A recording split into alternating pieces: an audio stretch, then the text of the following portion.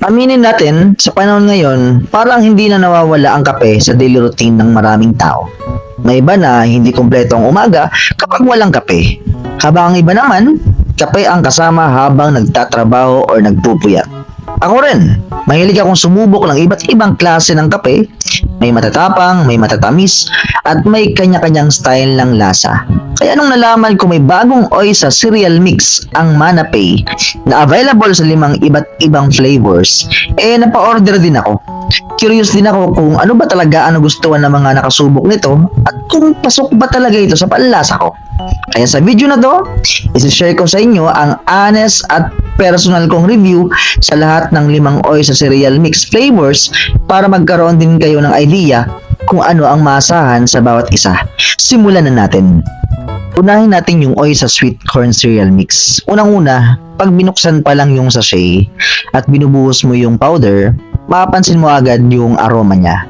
Amoy pa lang parang gusto mo na agad siyang tikman. Sa tamis naman, balance siya, hindi siya sobrang tamis at hindi rin matabang. Siyempre, depende rin yan sa dami ng tubig na ilalagay mo. Nung una, medyo naparami yung tubig ko kaya medyo light lang ang tamis. Pero nung sinubukan kong 3/4 lang ang tubig, dun talaga lumabas yung tamang timpla at mas naging satisfying ang lasa. Since sweet corn ang flavor niya, natural lang na baka mag-expect tayo ng actual na butil ng mais. Actually, wala naman siyang corn kernels, pero habang iniinom mo siya, mapapansin mo yung may very light na grainy cereal texture. Hindi siya totally smooth gaya ng ordinaryong powder drink. May konting texture na nagbibigay ng mas satisfying na experience sa bawat higop. At yung chia seeds, ramdam mo rin habang umiinom. Hindi siya sobrang kapal ng consistency, kaya madali pa rin siyang inumin. Pero sapat para maramdaman mong may laman talaga bawat higop. At isa sa pinaka nagustuhan ko rito, habang iniinom ko siya, parang hindi ko siya namamalayang paubos na agad yung laman ng cup. Hindi siya nakakaumay, habang tumatagal mas lalo mong na-appreciate yung creamy texture at balance na lasa niya. At heto pa, may isa pa ako napansin na medyo unique sa flavor na to. Pagkatapos ko kasing inumin, kahit makalipas ng ilang minuto or oras, kapag napapadighay ako, nandun pa rin yung light na sweet corn flavor. Hindi ko masabi kung ganito rin ang experience ng iba, pero sa akin, iyon ang isa sa mga bagay na nagpapaalala na talagang distinct at memorable ang lasa ng sweet corn flavor. Kung gusto mo ng healthy cereal drink na creamy, balance ang tamis, may satisfying na cereal texture, at may flavor na talagang tumatatak kahit pagkatapos mong inumin, sulit subukan ng Oysa Sweet Corn Cereal Mix. Okay, so dito naman tayo sa Manapay Oysa Ube flavor. Actually, sa lahat ng flavors, ito yung second favorite ko. Una, sa appearance pa lang panalo na. Sa 5 flavors, ito talaga yung pinaka-attractive tingnan. Pag nabuhusan na siya ng mainit na tubig at nahalo muna, ay ang ganda ng kulay niya. May makikita kang maliliit na green bits na nagbibigay ng mas premium na itsura at talagang mapapaisip ka, parang gusto ko itong tikman. Pagdating naman sa lasa, hindi siya yung sobrang tamis. Sakto lang yung sweetness niya, kaya hindi siya nakakaumay. Ang tip ko lang, gaya ng ibang flavors, mas okay kung hanggang 3/4 lang ang tubig para mas lumabas yung flavor. Isa sa mga pinaka nagustuhan ko rito ay yung texture. Sa tingin ko, ito yung isa sa may pinaka maraming malalasahan na iba't ibang ingredients sa bawat higop. Kaya hindi lang lasa ang na-enjoy mo rito, kundi pati yung texture habang iniinom mo siya. Ang pinaka nakakatuwa rito, yung last part higop sa kanya. Kung nakatikim ka na ng binignet, alam mo yung huling higop ng sabaw na may halo-halong ube, sago at iba pang sangkap? Ganon mismo yung feeling na naalala ko. Kaya habang paubos na yung inumin, lalo pang sumasarap dahil dun mo mas nalalasahan at nararamdaman ang mga ingredients. Well, kung gusto mo ng isang healthy drink na masarap, satisfying at may premium na texture hanggang sa huling higop, I guess isa ito sa mga flavor na talagang sulit subukan, yung Manapay Oysa Ube flavor. Next naman is yung Manapay Oysa Buko Pandan. Sa aroma naman, hindi ko masyadong naamoy agad yung pandan. Pag binuksan ko yung sachet, medyo light lang talaga yung aroma niya. Sa timpla naman, ang napapayo ko lang ay mas okay kung 3/4 lang ang tubig. Kapag naparami kasi ang tubig, medyo nagiging light yung flavor. Pero kapag tama lang ang timpla, sakto lang yung tamis niya, hindi sobra at hindi rin nakakaumay. Pagdating sa lasa, creamy siya at may light na pandan flavor. Nung una ko natikman ito, parang may nalasahan akong konting himay-may ng buko.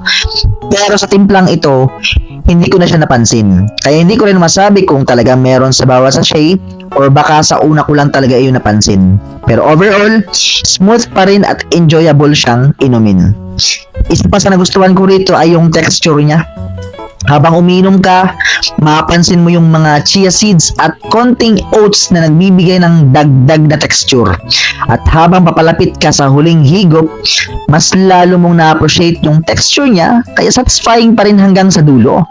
So sa personal kong panlasa, kung ikukumpara mo siya sa ibang oysa flavors, mas gusto ko pa rin yung ibang variants niya. Pero ang maganda rito, bumabawi talaga siya sa finishing experience dahil mas nagiging enjoyable ang huling mga higop. Kaya kung mahilig ka sa light, creamy at hindi sobrang tamis na cereal drink, malaking possibility na ito pa rin yung maging favorite flavor mo. At syempre, iba-iba naman tayo ng panlasa, kaya subukan ninyo rin ang Oysa Buko Pandan flavor. At baka ito naman ang flavor na pinakaswak para sa taste mo. Pagdating naman sa Manapay Oysa Chocolate Oats Cereal Mix, ito yung masasabi ko. Unang-una, habang binubuhos pa lang yung powder at nilalagyan ng mainit na tubig, mapapansin mo na iba yung itsura niya kumpara sa ibang flavors. Syempre, chocolate niya, di ba? So, kung ikukumpara mo sa karaniwang instant cereal drink, mas konti yung makikita mo cereal na lumulutang sa ibabaw. Pero once na may stir mo na siya ng maayos, saka mo palang mapapansin yung mga chia seeds at ilang cereal bits na nakahalo sa loob. Sa appearance naman, ito talaga yung may rich chocolate color.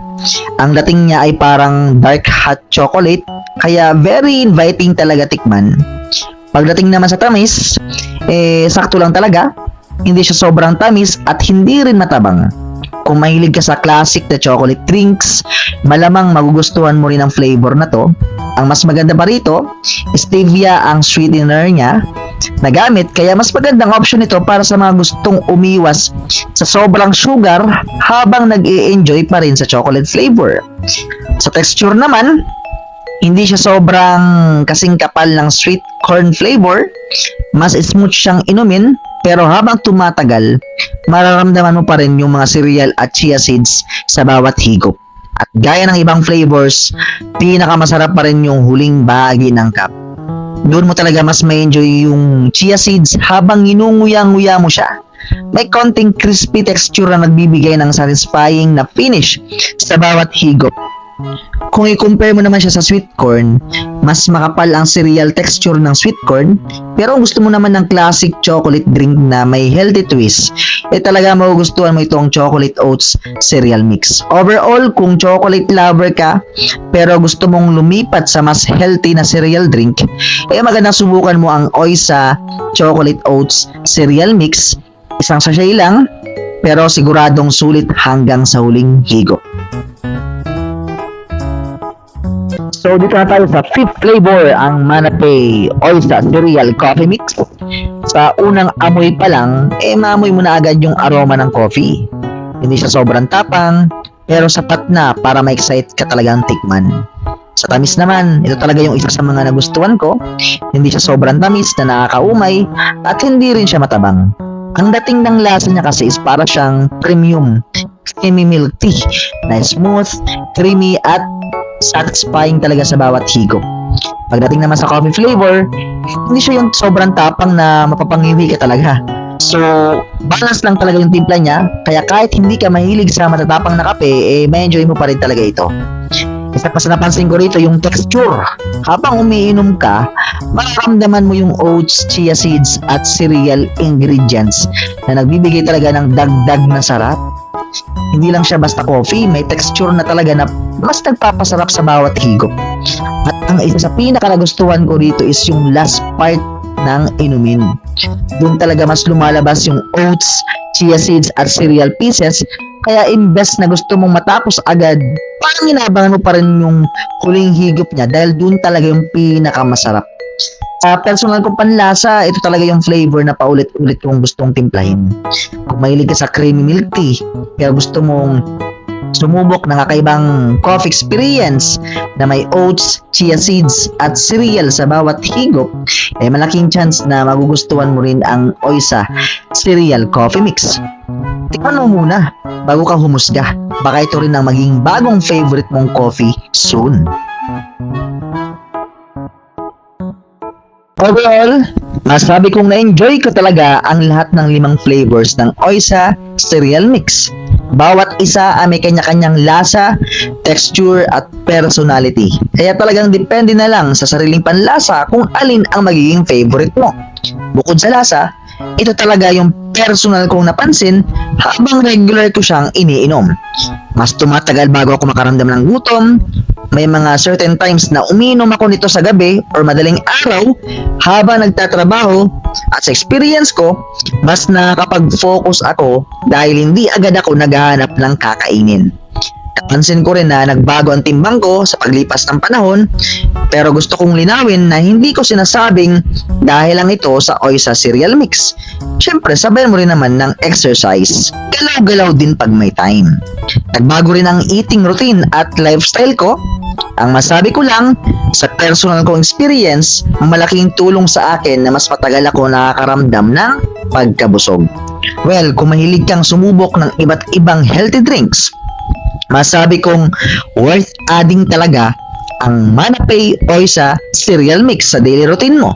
At dahil 5 unique flavors ang available, mas exciting kung ma-experience mo silang lahat at ikaw mismo ang pumili kung alin ang magiging personal favorite mo. Maraming salamat sa panonood and God bless everyone!